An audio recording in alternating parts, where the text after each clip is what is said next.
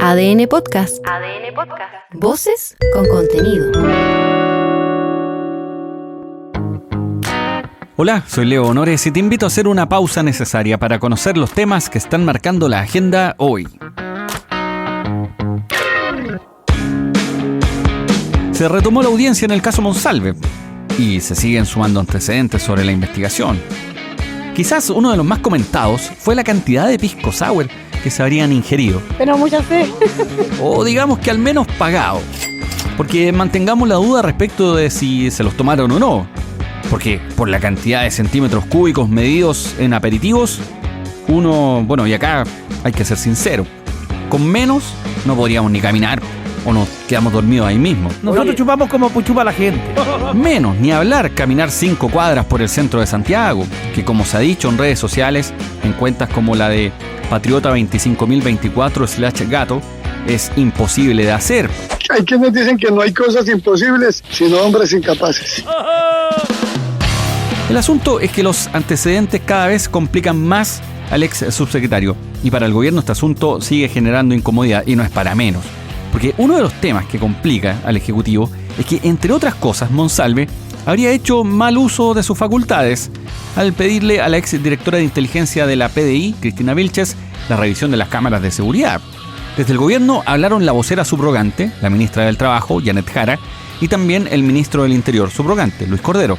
Acuérdate que el presidente está fuera del país, así que la ministra Tobá ejerce como vicepresidenta. Esto dijeron los secretarios de Estado. La declaración es absolutamente coherente con lo que el presidente ya ha señalado. Se trata de una denuncia gravísima, dolorosa por lo demás, que genera todo nuestro repudio, con una víctima que tiene el debido derecho al resguardo. Ahora es tiempo que Manuel Monsalve responda. Hay ciertas reglas legales que obligan a mantener reservas sobre la información que se está llevando a cabo, entre otras cosas porque el sumario está siendo instruido por la Contraloría y por lo tanto las personas que han ido a declarar son parte de esa investigación y forman parte de la reserva que tiene que llevar a cabo.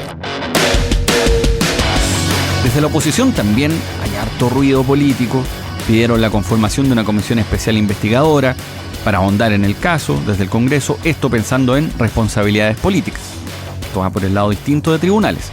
Acá, en todo caso, es interesante decir que la mayoría de esta comisión es de oposición, con mayor presencia de la UDI y Renovación Nacional, un dato no menor.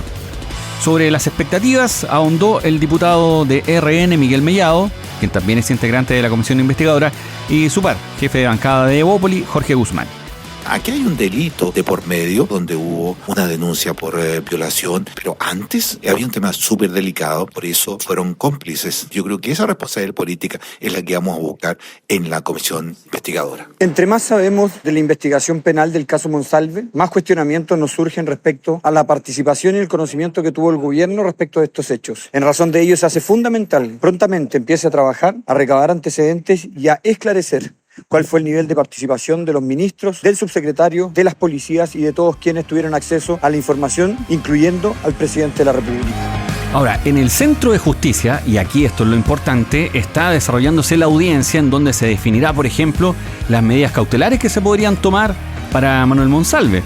Y todo esto comenzó temprano, con un traslado que estuvo marcado, entre otras cosas, por la manifestación de gendarmes que estaban allí a la entrada justamente del Centro de Justicia con bombo, una batucada. Fue una escoba más o menos importante. Luego la llegada de los abogados también generó una discusión porque uno de ellos planteó que debido a la cantidad de antecedentes que hay todavía por revisar, no es tan descabellada la prisión preventiva o alguna otra medida cautelar como para poder revisar todos esos datos, todas esas hojas con información antes de seguir adelante con formalización de cargos. Ojo con ese detalle. Y algo un poco más sencillo fue que la abogada María Inés Horvitz llegó tarde.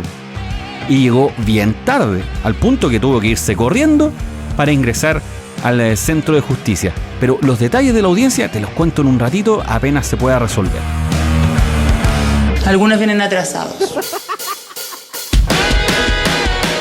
En otros temas, la Corte de Apelaciones de Santiago decidió mantener la prisión preventiva para Katy Barriga. Seguro supiste de esto. Se hizo una revisión ahí de las medidas cautelares. Lo llamativo es que se autorizó el poder asistir a las terapias junto a su hijo con permiso del juzgado, pero presentando antecedentes fidedignos.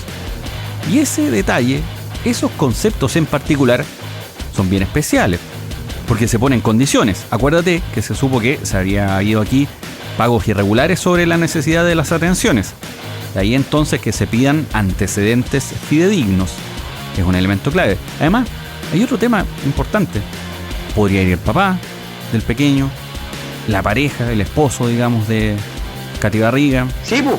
En fin, hay una serie de consideraciones allí que están en discusión.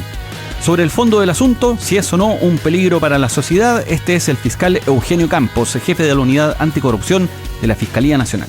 Lo que hemos señalado también claramente en todas y cada una de las etapas del procedimiento, en que consideramos que la actitud dispuesta por parte de la imputada en cuestión es un peligro para la seguridad de la sociedad. Y ustedes han considerado y han avalado efectivamente, entre otras, el rechazo por parte de la Corte de Apelaciones que pedían por parte de la defensa la exclusión del Ministerio Público, dando cuenta de que efectivamente el Ministerio Público siempre ha estado por la postura que es un peligro para la seguridad de la sociedad. Mientras tanto, la investigación sigue avanzando. Acuérdate que el monto es millonario. 31.000 millones de pesos. Un poquito menos que una Teletón. ¡Que la cresta! Hay una serie de cruces de datos ahí de la municipalidad para poder determinar justamente esta cifra. Y además el mecanismo que se habría usado para su defraudación. Este es el abogado querellante que representa a Maipú, José Pedro Silva. A ver, aquí eso fue una diligencia despachada por la fiscal Constanza Encina en orden a despejar no solamente las dudas que había planteado la Corte en su momento, sino que también las dudas de la defensa. Y en ese sentido, el aperito se interconectó directamente con el municipio, porque acuérdense ustedes que había la defensa había argumentado en distintas oportunidades que esto era una persecución política, y precisamente para despejar cualquier criterio de subjetividad que pudiese haber en los datos, este aperito se interconectó directamente con los sistemas del municipio y pudo dar con estas nuevas cifras que nosotros dimos cuenta al tribunal. Así que específicamente lo que usted señala efectivamente fue un antecedente relevante que nosotros pusimos a disposición del tribunal. Katy Barriga cumplió con 10 meses de arresto domiciliario y este martes cumplió su primera semana en la cárcel de San Miguel, donde fue visitada por su esposo, el diputado Joaquín Lavín Jr., quien, dicho sea de paso, también está siendo investigado por manejos truchos. ¿Casos de corrupción propiamente tal? ¿Qué más ha pasado? 2 jóvenes de 21 años fueron baleados en distintos hechos en Santiago. El primero se trata de un venezolano que fue acribillado por desconocidos en San Miguel. El otro se trató de un robo frustrado en Maipú. Esto es terrible. Se investiga un infanticidio en Los Ángeles. La PDI encontró 4 fetos en un congelador en una vivienda en la que hace un mes se había denunciado el hallazgo de otro cuerpo de un recién nacido. A días nada más del cierre de campañas, los candidatos a las gobernaciones regionales se juegan sus últimas cartas de cara a los comicios del domingo. En la región metropolitana está un poco agitada la cosa porque la oposición se molestó con el alcalde de Tiltil, que fue respaldado por el Partido Republicano, que en las últimas horas le quitó su apoyo al gobernador Orrego. Es verdad. Bueno, aquí tú sabrás a cuál me refiero. La Moneda reforzó el llamado a acudir a las urnas cuando nuevamente se reabre el debate sobre las atribuciones de los gobernadores y la promesa de eliminar a los delegados presidenciales. El Senado inició el proceso específico del presupuesto 2025 después de una primera sesión de debate general que se caracterizó por un tono crítico hacia los protocolos de acuerdo incumplidos en el ámbito de salud. Las partidas de defensa y de educación continúan siendo puntos claves en el debate, siendo este último tema el que requiere más modificaciones. Del fútbol no te voy a decir nada. ¿Para qué? Con Venezuela no te metas. Soy Leo Honores y esta fue una pausa necesaria. Ya sabes cómo va el día. Comparte este capítulo o escucha los anteriores en adn.cl sección podcast y ahora también en YouTube Podcast.